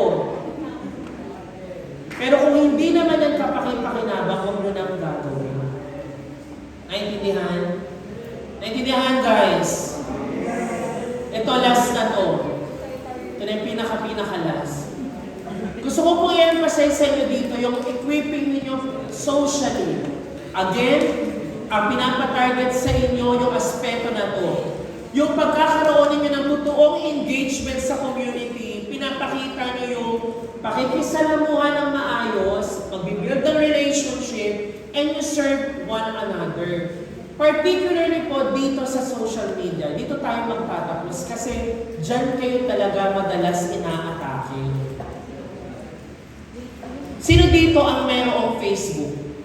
Lahat tayo. Ang Pilipinas kasi talagang number 1 yan sa user ng Facebook, kaya yung mayaman si Mark eh. Sino ang mayroong yung X, yung Twitter? Sino ang may IG?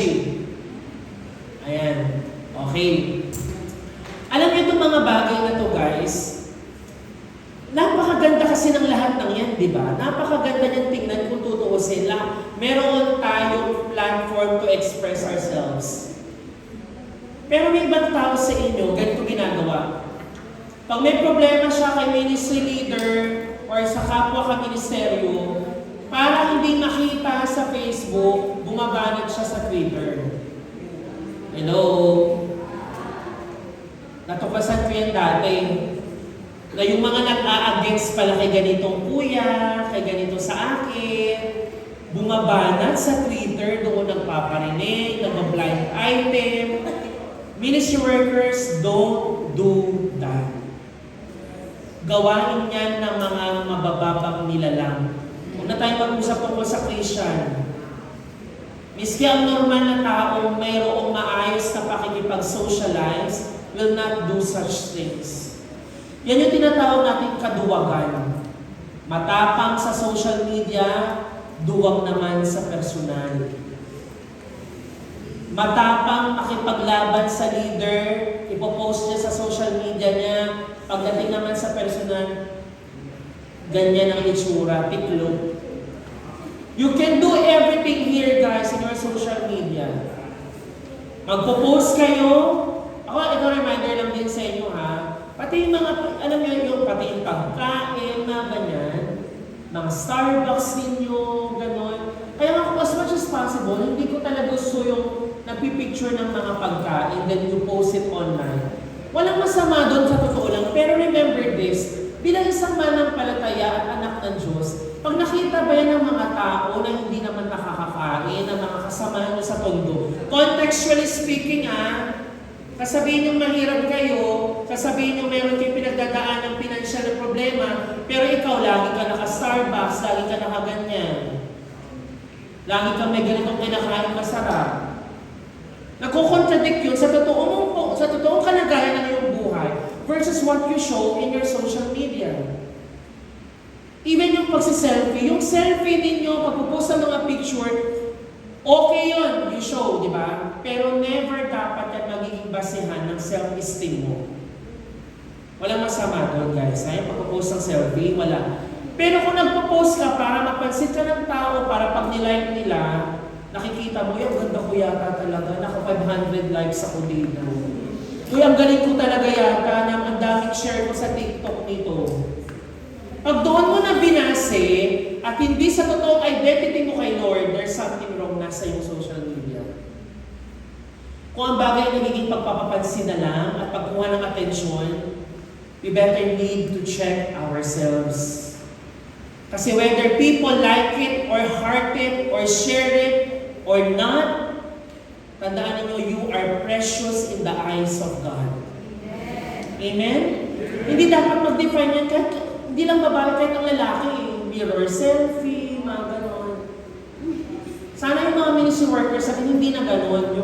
Yung kailangan mo pang maglagay ng isang damakmak na filter para magmukha kang matangos ang ilong. Ano yung mga ganyan, wag. Hindi nyo kailangan magpa-cute. Alam mo yun, yung totoong kayo, mga ministry workers, ito, mamaya mag-revival tayo. Ito, papaalalahan ko lang din kayo. Yung revival ninyo, pagdating ng worship, sabi ko sa mga boys, ayaw ko makita ng mga boys, yung pag-worship ko. Sabi ko, yung totoong lalaki nagmamahal ka rin, hindi nahihiyang magtaas ng kamay. Hindi nahihiyang maganyan-ganyan. Pwede ko sinabi maganyan-ganyan kayo, naglalaro-laro kayo. Nakaraan sabi ko, may kalayaan kayo mag-worship, sabi ng iba, ay, sarap. Mabuti na lang nagilid ako sa harapan, kundi nabato ko yung microphone eh. Pag sinabing worship, alam nyo ha, ano si Kyle, look at Kyle, hindi ko sinasabing siya yung, pero si Kyle yung tipo ng tao na pag worship wala siyang pakialam. Natural sa kanya magtaas ng kamay, bakit? Nagsisimula sa loob yun eh. Kapag totoong love mo si Lord, kung sa'yo nagtataas ka ng kamay, mawa, you praise the Lord. Bakit ka kasi talaga Lord, talaga, gusto kita pa-praise Lord. Hindi yung, ilang beses ko yung sinasabi sa'yo, whip me up, turn me around, what's my favorite? Lalo na pag ministry worker, gusto kong lapitan eh. Yung pinaglilingkuran yung Diyos, mahal niyo ba talaga? Mahal niyo talaga, guys? Pag mahal niyo talaga, di mahal niyo talaga siya ng totoo. Sa expression pa lang ng pagsamba kay Lord. Tanungin niyo yung mga worship leader kung gaano sila na-invierno sa inyo pag mga worship tayo. Di ba, Ate Siya? Ate Sheila? Oo, kasi lagi na sila, come on guys, let's go praise for the Lord! Tapos kaya naman, parang malala. Pero, ito na nga, pagdating niyo sa mga social media ninyo, sa mga TikTok ninyo, doon lumalabas. Di ba, na? Tapos yung mga expression ka lang ka. Di ba sa TikTok parang nagpapakita dapat? Pero kay Lord, hiyang-hiya. Ganyan na ganyan kay Lord. Hiyang-hiya. Pero doon sa cellphone nilang kaharap nila, wala silang kiya doon. Kahit magmukha silang mga ano doon, abnuin. Sarap pa ng cellphone. Guys, I'm telling this to you, kasi we're talking about practical things that you do. Sa mga aspeto na to. Lastly, before tayo mag-stop ng matapos, sorry ha. Ano bang next na part ng program? Ikaw na ba? Groupings? Okay lang yan, groupings na ba? Sabi dito, pakibasa, 1, 2, 3, go.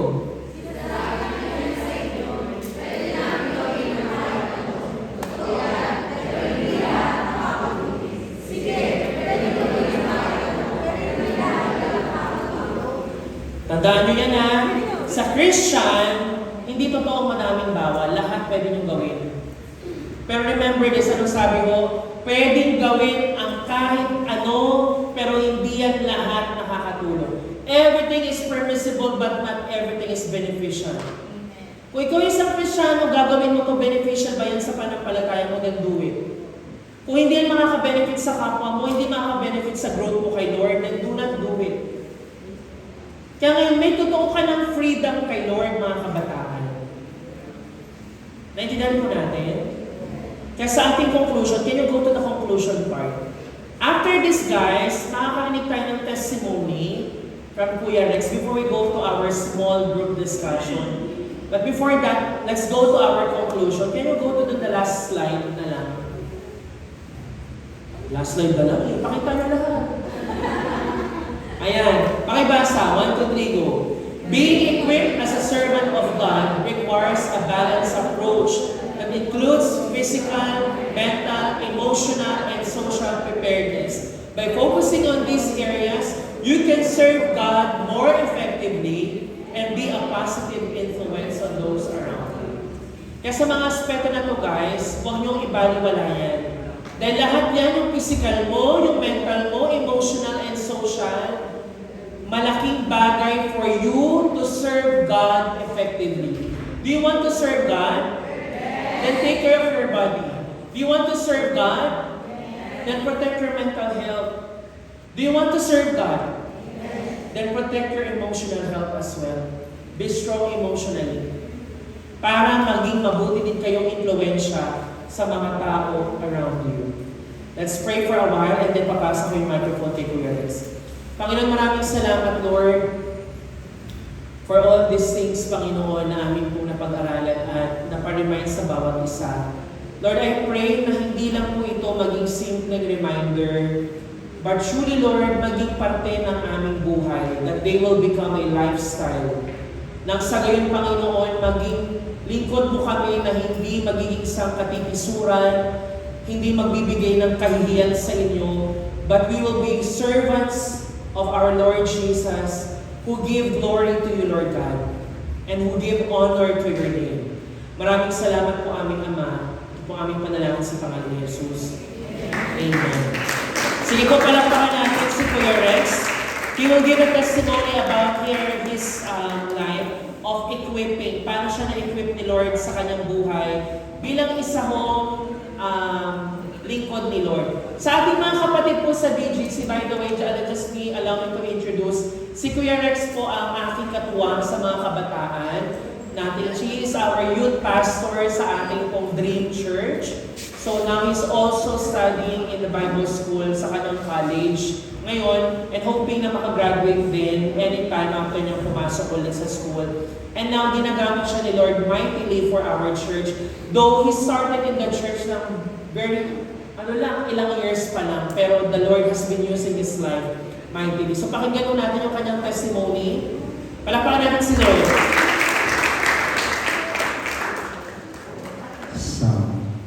Thank you so much po. At muli isang magandang umaga po sa inyong lahat. Good morning po. And so, ako po ay nagpapasalamat sa Panginoon sa opportunity na maibahagi ang kanya pong naisagawa sa aking buhay.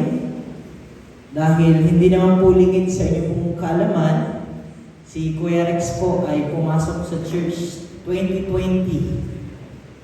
So kung hindi ko kakalimutan, ako po ay napunta po sa Love. Tumira po ako doon noong February 24, 2020. So nangangahulugan, 4 years pa lang po ako sa panambahan po ng LPCA.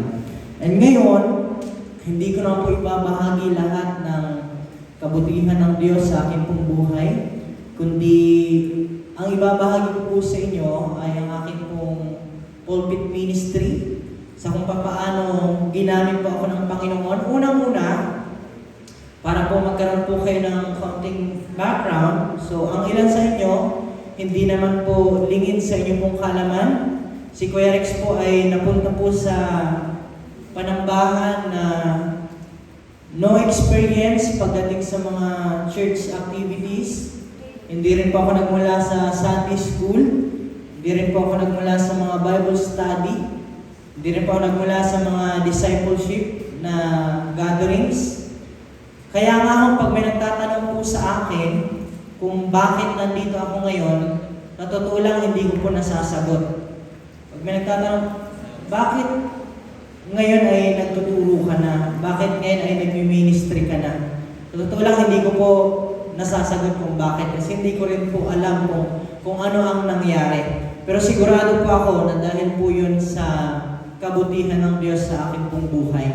At ngayon, sa kung papaano ang aking sarili sa kabila ng aking pong pinagmulan na hindi naman po ako mula sa Sunday school, hindi naman po ako mula sa mga church activities, at nandito ako ngayon, ako po ay nagtuturo.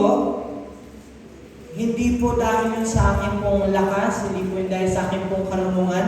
Kasi sabi ko nga po sa inyo, napunta po ako sa church kahit po ang salitang Bible study, hindi ko po alam kung ano po yan.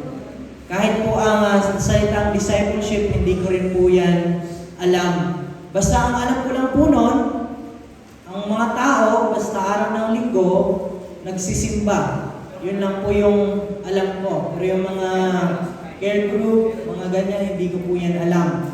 Ngayon, isa ho sa akin pong ginawa sa akin pong sarili, sa kung paano ko po na-equip ito pong akin pong buhay kung nasaan man po ako ngayon, walang iba kundi ang pagbabasa po ng Biblia.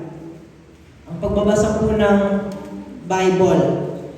And kung minsan, kung tinatamad magbasa ng Bible, nanunood or nakikinig ho ng preachings sa kung saan man pwedeng panuoran na tama, ang mga tinuturo po nila. At sa akin pong pagbabasa, ay doon ko po nakita ang aking pong sarili at natutunan ko po kung ano po ang purpose ni Lord sa aking pong buhay.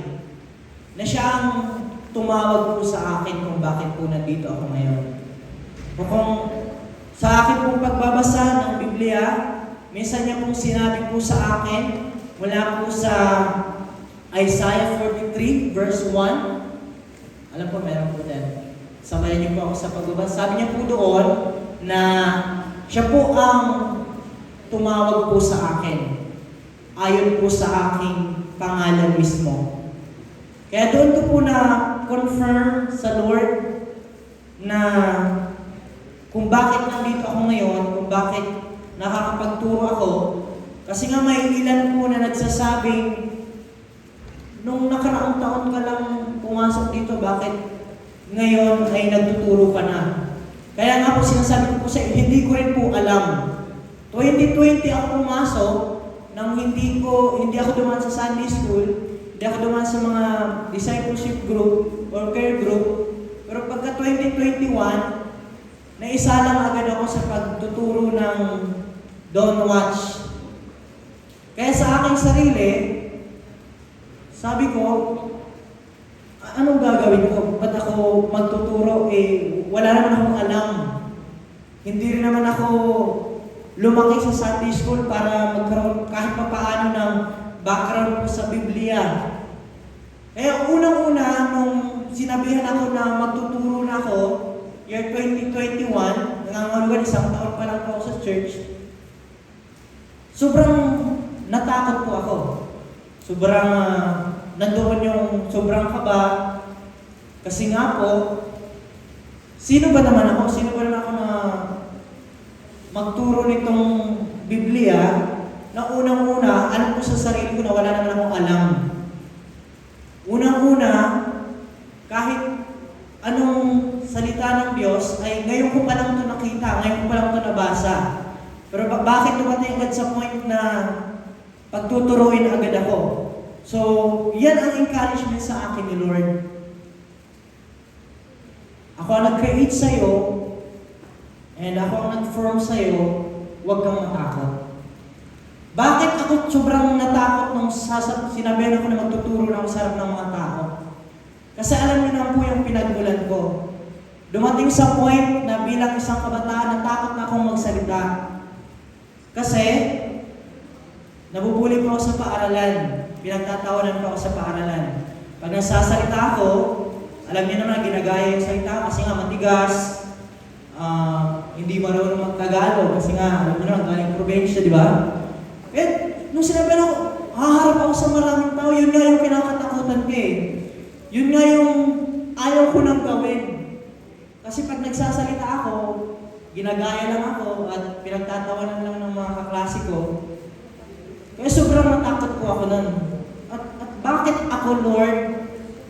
At sabi ko pa sa sarili ko, marami din namang iba na sa Sunday school pa nandun na sila. At marami din namang iba na mas nauna sa akin at mas matanda sa akin. Pero ito ang siyang naging grabe si Lord kung mangusap na huwag kang matakot. Ako ang tumawag sa'yo kung bakit nandyan ka ngayon. So, pag tinatanong ako ngayon, kung anong ginagawa ko, unang-unang isasagot ko, dahil yung panawagan sa akin ni Lord. May guling si Lord sa akin kung bakit nagbi-ministry ako. At sa aking pagbabasa ng Biblia, bukod sa pinakilala ni Lord kung sino ako sa harapan niya, ay na-encourage din ako na, oo nga, sa pangalan ko mismo ako tinawag ni Lord. Kasi nung nabasa ko yung Synoptic Gospel, napansin ko doon na lahat ng mga disciples ni Jesus tinawag niya sa pangalan nila. Hindi lang tinawag ni Jesus na, uy, sunod ka sa akin, parang ang pogi mo ah. Hindi ginano ni Jesus eh.